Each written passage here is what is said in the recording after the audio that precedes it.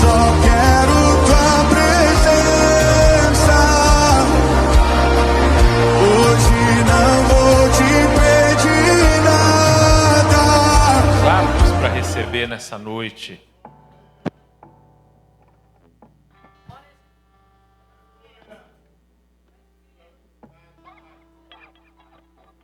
Senhor, está aqui o teu filho. Eu tenho certeza que ele orou, jejuou, se preparou. Mas muito antes, meu Pai, da mensagem nascer no coração dele, ou do convite nascer no nosso coração, o Senhor já havia preparado essa noite, o Senhor já havia preparado os nossos corações. Quando nós chegamos aqui, o Senhor já estava. Por isso eu te peço, meu Pai, limpa esse canal entre os ouvidos, entre a boca do seu irmão, do teu servo, entre os céus e os nossos ouvidos e corações, meu Pai. Fala conosco de maneira poderosa e transformadora nessa noite. Em nome de Jesus, amém. Amém, irmãos? Paz do Senhor a todos. Estou muito feliz pela oportunidade. Estaria mais ainda se não estivesse apavorado, mas... Amém.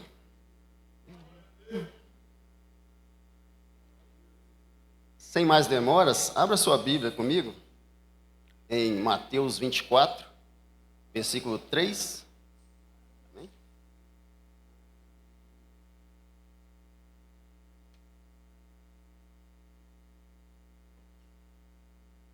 Obrigado.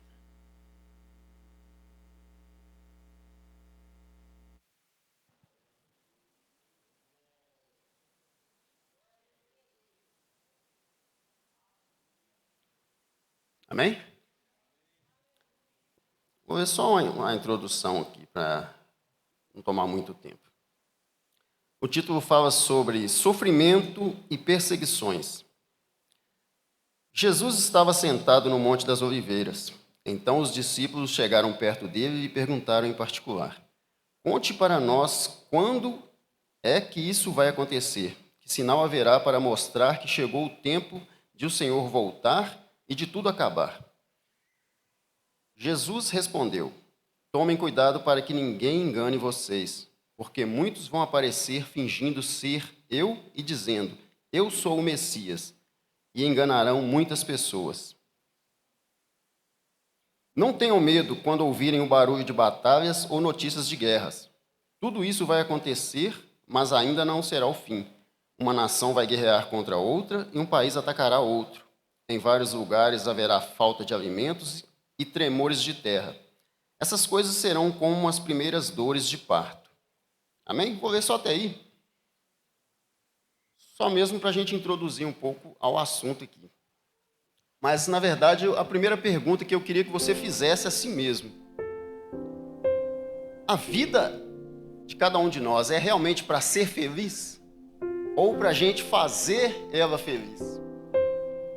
Porque, se você for olhar desde criança, a gente tem aquele sonho assim: quando eu crescer, eu vou mudar o mundo.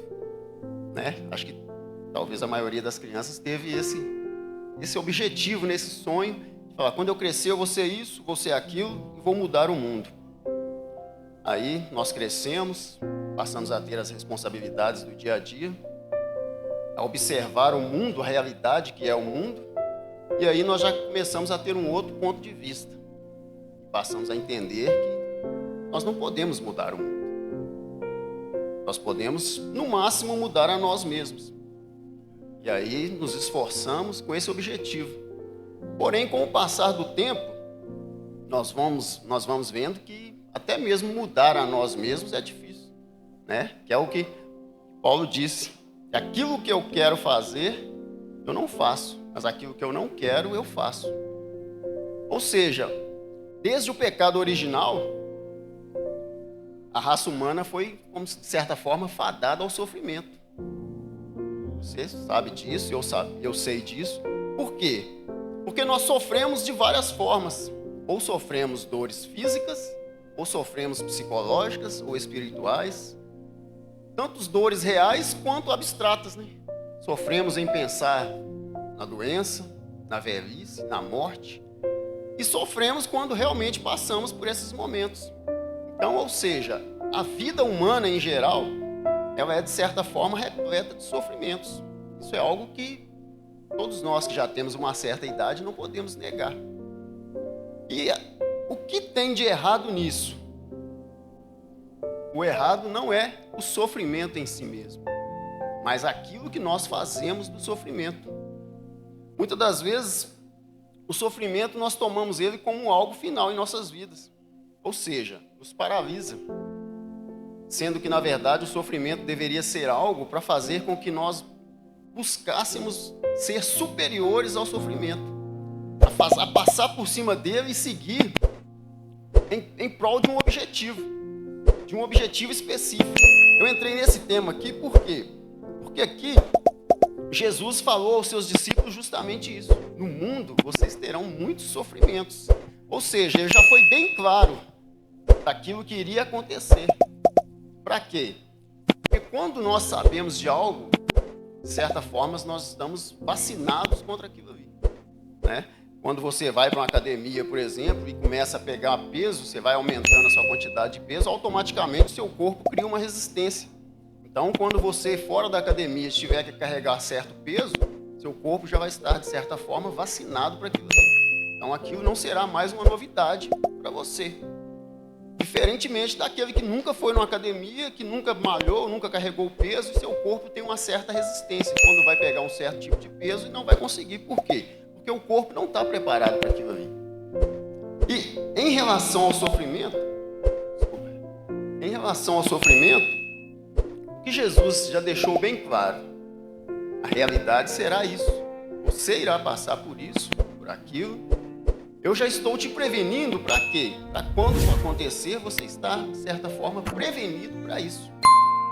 E o sofrimento hoje em dia, talvez mais do que nos tempos passados, acontece de inúmeras formas.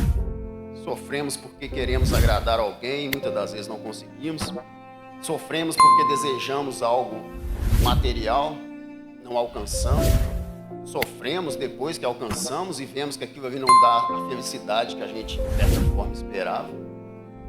Inclusive, um pensador do século XVIII falou algo muito interessante, chamado Arthur Schopenhauer. Ele, de certa forma, ele resumiu a raça humana da seguinte forma, que a vida humana é como um pêndulo que oscila entre a dor e o tédio. Ou seja, nós sofremos para conseguir algo, corremos atrás, trabalhamos, lutamos. Depois que conseguimos aquilo ali, pouco tempo depois, aquilo já não tem graça mais. Então, o pêndulo vai para o lado do tédio. Então, a gente passa a sofrer, por quê? Porque aquilo não dava a felicidade ou a satisfação que a gente desejava de forma permanente. Compramos um carro novo, daqui a 6 meses aquele carro novo já não agrada mais como agradava no início. Hoje, os estudiosos, os psicólogos, etc., veem isso como algo chamado esteira hedônica. Ou seja, o ser humano ele sempre vai voltar para aquela mesma satisfação que ele tinha anterior a qualquer coisa que ele quiser.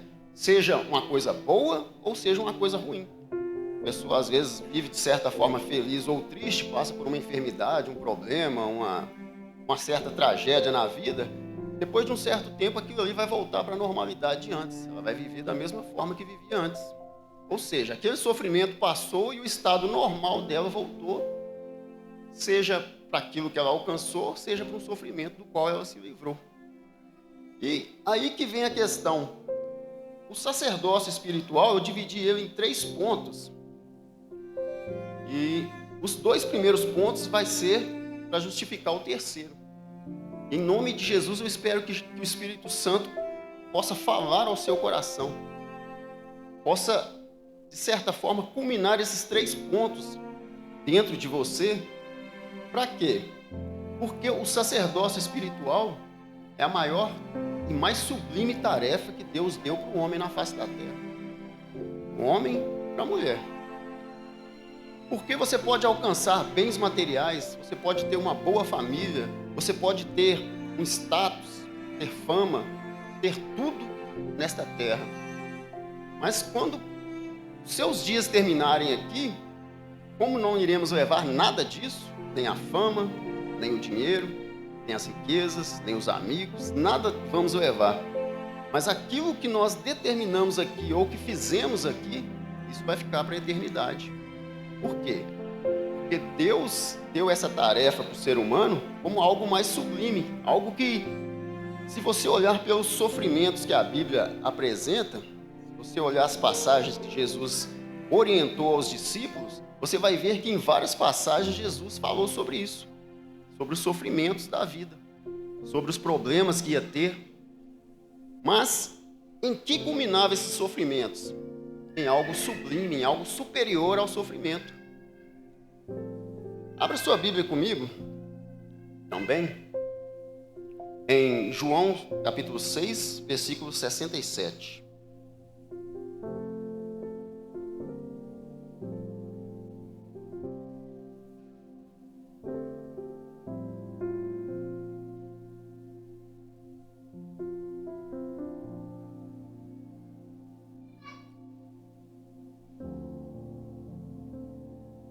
Amém? João 6,67 diz assim: Então ele perguntou aos 12 discípulos: Será que vocês também querem ir embora? Uma simples pergunta. Jesus havia pregado um sermão a toda uma multidão e ali a maioria foi embora. Por quê?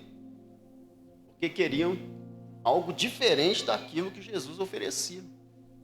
Jesus foi bem transparente falando sobre as dificuldades e os problemas em segui-lo, os sacrifícios que teria que fazer.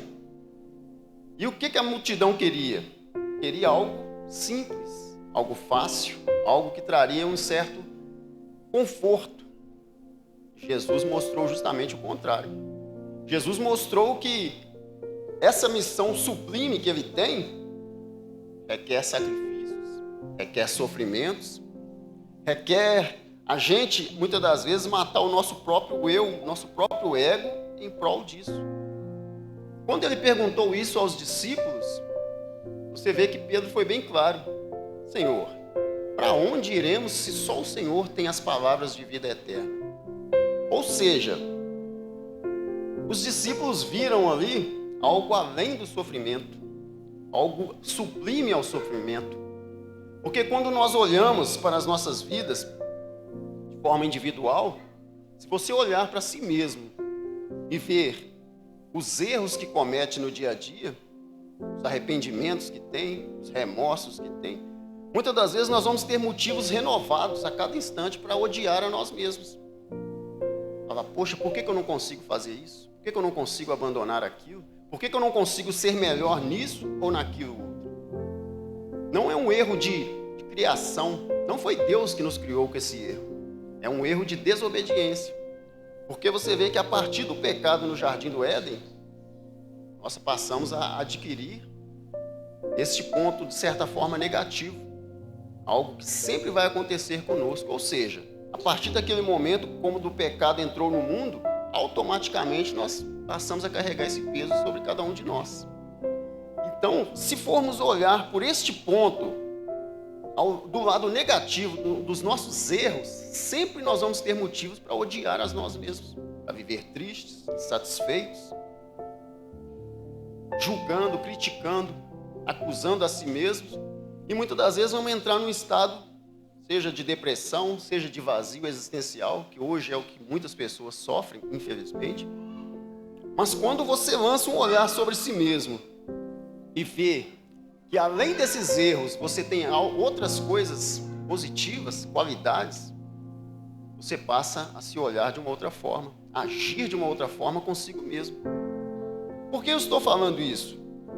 Porque o sacerdócio espiritual, resumidamente, ele parte disso, de algo sublime àquilo que nós somos, aquilo que nós acreditamos e aquilo que nós fazemos. Porque se nós olharmos sempre para o lado negativo das coisas, sempre teremos motivos, não para seguir em frente, mas para desanimar, para voltar atrás, para dizer eu não consigo. Mas quando olhamos pelo lado positivo, quando olhamos pelo lado positivo das coisas, e vemos que em nós mesmos há qualidades, além dos defeitos, então passamos a ter renovado as forças para seguir em frente. E aí, vai para o nosso segundo ponto, a insatisfação com o nosso próximo. Quando você olha o que as pessoas fazem com você, seja na família, seja na vizinhança, seja no trabalho, seja na igreja, quando você olha os erros que as pessoas cometem com você, da mesma forma, se você fixar os olhos nisso, você vai ter também motivos renovados o tempo todo para odiar, para se afastar das pessoas, para falar que não vale a pena se relacionar. Mas quando você lança um olhar com compaixão, assim como olhou sobre você mesmo, quando você lança um olhar com compaixão ao seu próximo e você vê que ele também, assim como você é um miserável pecador, cheio de erros, defeitos e falhas, mas que também possui qualidades, então a sua visão passa a se abranger de uma forma diferente.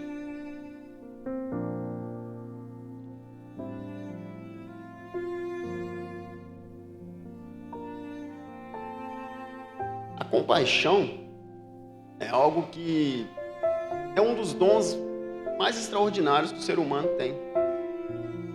Os animais não têm isso. A natureza não tem isso. Por quê? Porque é parte do nosso intelecto. De você entender que aquela pessoa ali que pecou, que errou com você, é falho, é pecador, é cheio de defeitos, assim como você mesmo. E aí, quando você tem essa visão, esse entendimento sobre o próximo, você passa a relevar muitas coisas. Quando o cara te fecha no trânsito, dá vontade de você descer do carro e partir para a porrada com ele, quando você lança sobre ele um novo olhar, fala, não, é um miserável pecador, cheio de problemas para resolver, cheio de defeitos, assim como eu. Então a sua visão passa a olhar de uma outra forma para ele. Passa a entendê-lo, não mais como um rival seu, mas como um companheiro que sofre como você. Então você passa a pensar duas vezes, fala, poxa, assim como eu, ele também merece da misericórdia de Deus, carece de ajuda, carece de entender que ele também tem um valor, tem suas qualidades. E aí o seu olhar passa a ter um outro foco, passa a canalizar sua energia não mais em criticar, em julgar, em acusar, em odiar, mas a pedir a Deus que tenha misericórdia dele, assim como ele tem de você, assim como ele tem de nós. E agora, vou para o meu terceiro ponto, que é o nosso principal, a missão sublime no sacerdócio. Abra comigo pela última vez a sua Bíblia no livro de Atos.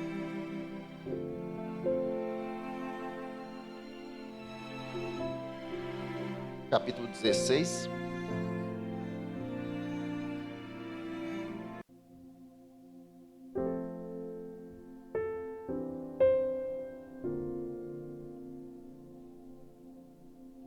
Versículo 25 ao versículo 40.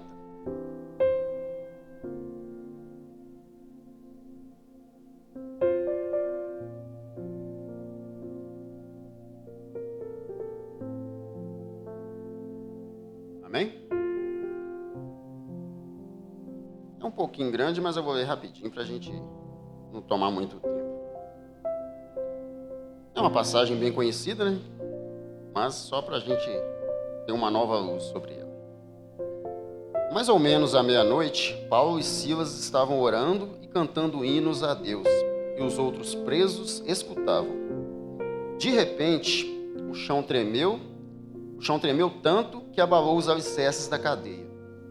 Naquele instante, todas as portas se abriram e as correntes que prendiam os presos se arrebentaram. Aí o carcereiro acordou. Quando viu que os portões da cadeia estavam abertos, pensou que os prisioneiros tinham fugido. Então puxou a espada e ia se matar. Mas Paulo gritou bem alto: não faça isso, todos nós estamos aqui. Aí o carcereiro pediu que lhe trouxessem uma luz. Entrou depressa na cela e se ajoelhou, tremendo aos pés de Paulo e Silas. Depois levou os dois para fora e perguntou: senhores, o que devo fazer para ser salvo? Eles responderam: creia no Senhor Jesus, e você será salvo, você e as pessoas da sua casa. Então eles anunciaram a palavra do Senhor ao carcereiro e a todas as pessoas da casa dele. Naquela mesma hora da noite, o carcereiro começou a cuidar deles, lavando os ferimentos da surra que haviam levado.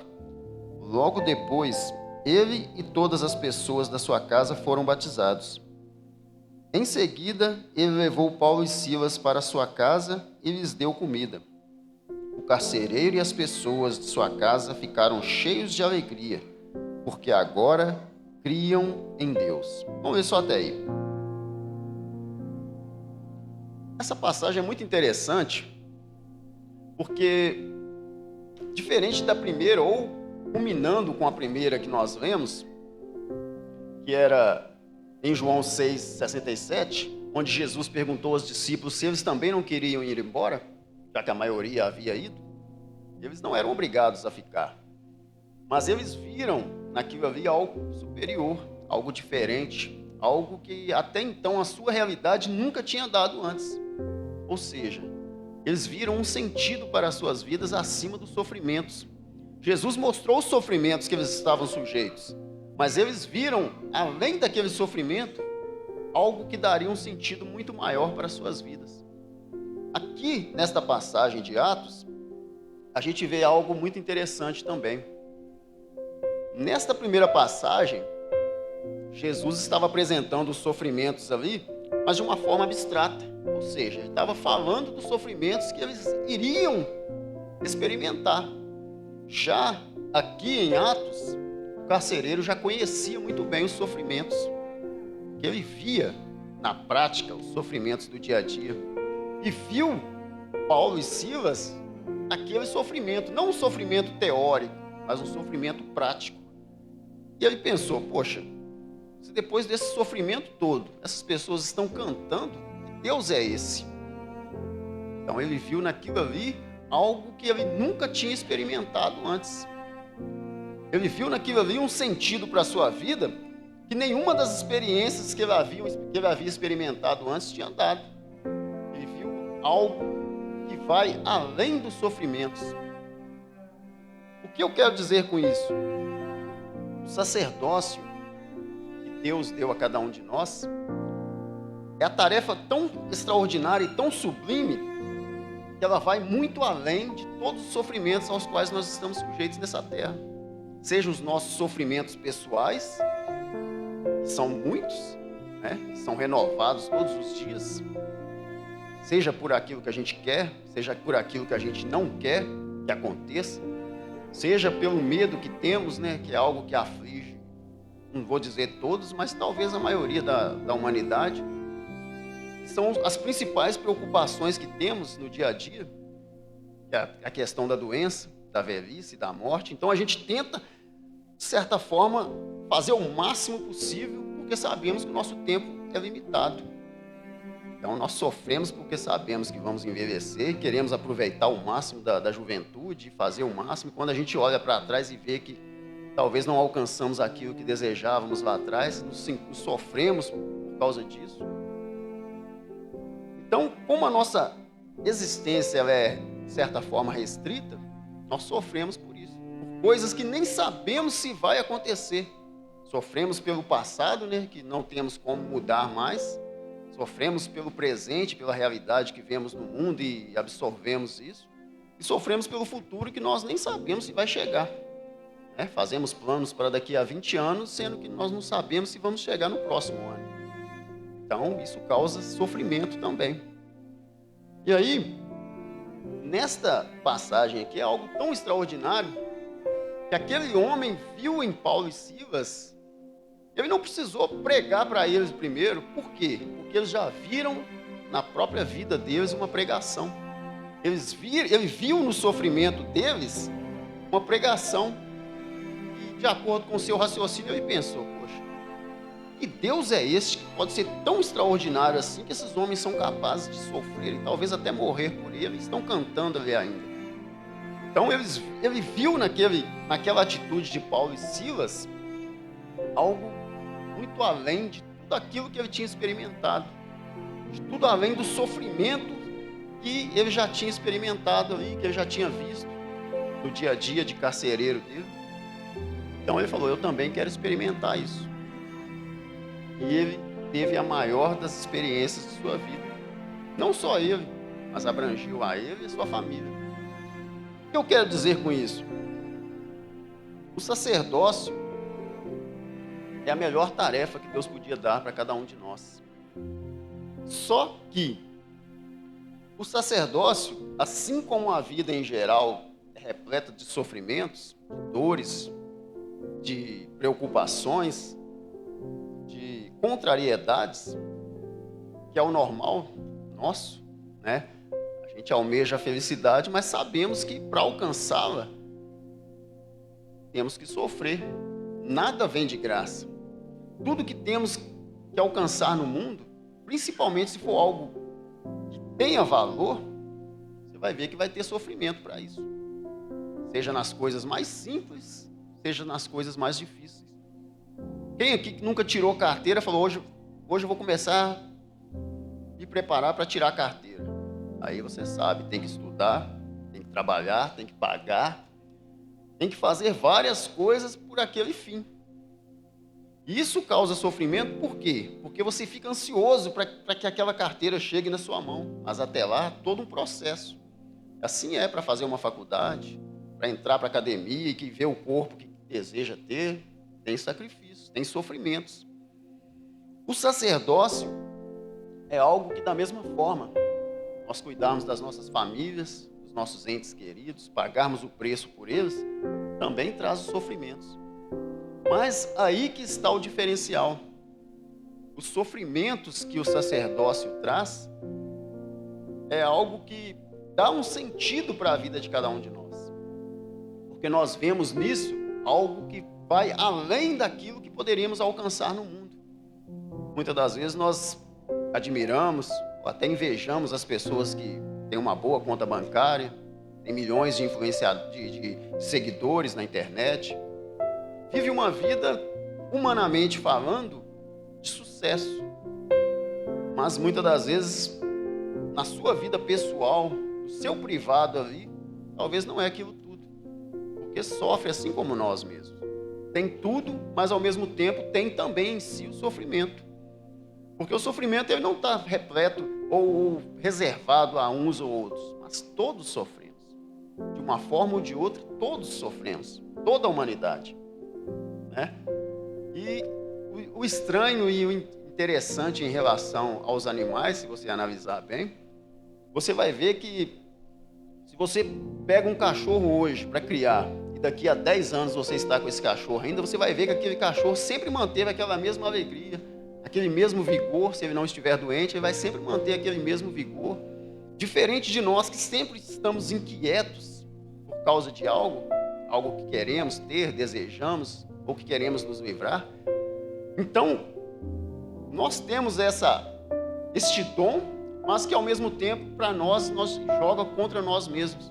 Por quê? Porque ao mesmo tempo que nós entendemos e sabemos raciocinar de forma que podemos escolher o que é bom ou ruim, também sofremos porque erramos no passado e carregamos este entendimento conosco. Mas o ato em si de praticar ou de exercer o sacerdócio é algo que vai muito além disso tudo. Porque ele dá um sentido para as nossas vidas que sofrimento algum pode tirar. É algo que riqueza nenhuma pode tirar ou dar. É algo que status nenhum, seja bom ou ruim, pode dar ou tirar. O que eu quero dizer com isso?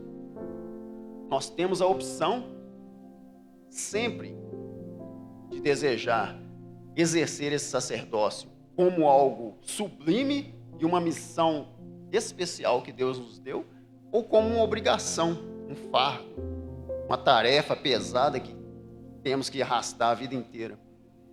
Então a pergunta para cada um de nós é essa: o que você quer fazer do sacerdócio que Deus te deu? O que você quer fazer dessa tarefa, dessa missão sublime que Deus colocou em suas mãos? E aí, quando você decide que quer fazer o melhor, os sofrimentos vão acontecer, as dores vão vir, as contrariedades vão acontecer, como acontece em tudo na vida. Porém, o sentido que você deu a isso fará com que todo o sofrimento seja suportado, com que tudo aquilo que você passou, está passando ou vai passar, terá um fim, e você sairá disso não de forma inferior, como nós nos sentimos em relação aos nossos erros, mas de forma superior, de forma sublime, de forma em saber que aquele sofrimento trouxe para você algo maior do que o que a vida aqui na terra pode dar, algo que vai além daquilo que nós vivemos. E aí eu quero deixar para nós aqui também uma frase de um psicólogo que, na minha opinião, para quem o conhece também vai saber do que eu estou falando, que é um dos homens mais extraordinários do século XVIII, ou do século XIX, melhor dizendo, quando ele viveu, chamado Viktor Frankl. É um homem um psicólogo que sobreviveu ao Holocausto. E ali, ele escreveu depois disso um livro, se você não conhece, você deveria conhecer, chamado Em Busca de Sentido. Esse livro é um dos mais extraordinários livros depois da Bíblia. Por quê? Porque ali mostra que o ser humano ele é capaz de tudo. É capaz de ser bom, mesmo no sofrimento, e é capaz de ser mal, mesmo no sofrimento. Mas que, acima de tudo, ele é capaz de ir além de todo o sofrimento que uma pessoa pode passar. E mesmo assim encontrar nisso um sentido. Nós, muitas das vezes, na nossa correria do nosso dia a dia, nos sentimos tristes, desanimados por coisas banais, às vezes, coisas insignificantes. Quando você ouve a história de pessoas assim, e lança um novo olhar sobre si mesmo, fala, por que eu estou assim? Então você passa a ter outra visão sobre aquilo que você passa, sobre a vida sua, sobre a vida das demais pessoas. Porque a compaixão ela é justamente isso.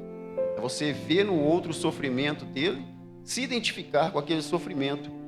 Então, este homem, depois de sobreviver ao Holocausto e escrever esse livro, ele deixou uma frase muito interessante, que diz que o sofrimento deixa de ser sofrimento quando ele passa a ter um sentido. E é justamente isso.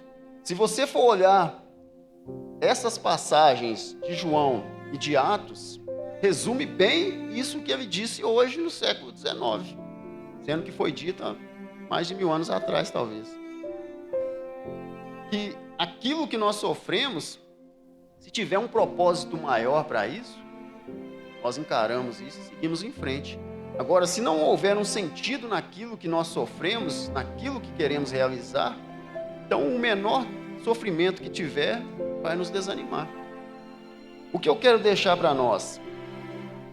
O sacerdócio espiritual, sacerdócio no nosso lar, é a maior tarefa que nós tivemos. Mas não uma tarefa da gente pegá-la de forma árdua, sofrida, como uma obrigação, mas a tarefa da gente pegar com prazer e falar, Senhor, vou fazer o melhor que eu puder, com os meus erros, com as minhas falhas, convivendo com as pessoas que muitas das vezes, a nossa própria família, muitas vezes temos atritos entre nós. Por quê? Porque vemos neles os erros, os defeitos e queremos consertá-los ao nosso modo. Por isso temos atritos, separações, divórcios, etc. Por quê? Porque muitas vezes queremos moldar o outro ao nosso modo. E nunca vamos conseguir. Mas quando passamos a olhar os outros com este olhar de compaixão que nós devemos lançar sobre nós mesmos, então passamos a entender, passamos a aceitar e passamos a ver nisso uma forma de, não de julgar ou criticar, mas de ajudar o outro na dificuldade dele. Para isso Deus nos chamou para esse sacerdócio, não para mudar ou moldar outra pessoa, mas para ajudá-lo nas dificuldades dele e somar com ele. Então, essa tarefa que nós devemos aceitá-la não como uma obrigação, mas como um privilégio, é o que Deus quer para cada um de nós. Porque antes da gente orar, jejuar, pregar a palavra para a nossa esposa, nosso marido, nossos filhos, nós temos que ter em nós mesmos aquilo que iremos dividir com eles. De nada adianta eu pregar para minha esposa que Deus é bom, que Deus é fiel, que Deus vai fazer, vai acontecer, sendo que eu mesmo não creio nisso, sendo que eu mesmo não acredito, sendo que eu mesmo sinto insatisfeito com Deus, com tudo aquilo que Ele fez por mim. Agora, quando eu mostro para ela ou para eles que Deus é bom, que eu estou satisfeito com Ele, mesmo com os meus defeitos, com os meus problemas, com as minhas dificuldades, com a condição de vida que Ele me deu hoje, que eu tenho, automaticamente já se torna uma pregação. Quando você mostra para alguém aquilo que Deus é, a sua pregação nem será necessária, porque a própria vida sua será uma pregação para ele. Que é o que aconteceu com Paulo e Silas. Se eles não falassem nada para ele, já estaria pregado para ele o Evangelho. Porque a atitude deles tem mais poder do que as nossas palavras. As nossas atitudes têm mais poder. Amém? Então eu quero deixar para você isso. Encare o seu sacerdócio como algo sublime, algo especial, algo extraordinário, algo que nada nesse mundo, você pode alcançar tudo nessa terra, mas se você não conseguir exercer isso, você não estará completo. Mas se você não alcançar nada nessa terra, mas alcançar esse objetivo, você conseguiu o melhor de tudo. Porque tudo que você fez ou fizer aqui será esquecido, mas o seu sacerdócio nunca será esquecido. Porque Deus, além de te honrar aqui na terra, o seu sacerdócio será um espelho para as outras pessoas, para a sua família e para as outras famílias que verão em você a glória de Deus, verão em você o cumprimento do projeto de Deus, que é a família, a qual o mundo, a sociedade hoje não dá valor, quer destruir. Mas se você mostra na prática que ainda Deus tem o plano dele ativo, e que você faz parte desse plano, automaticamente a sua pregação já está feita. Amém?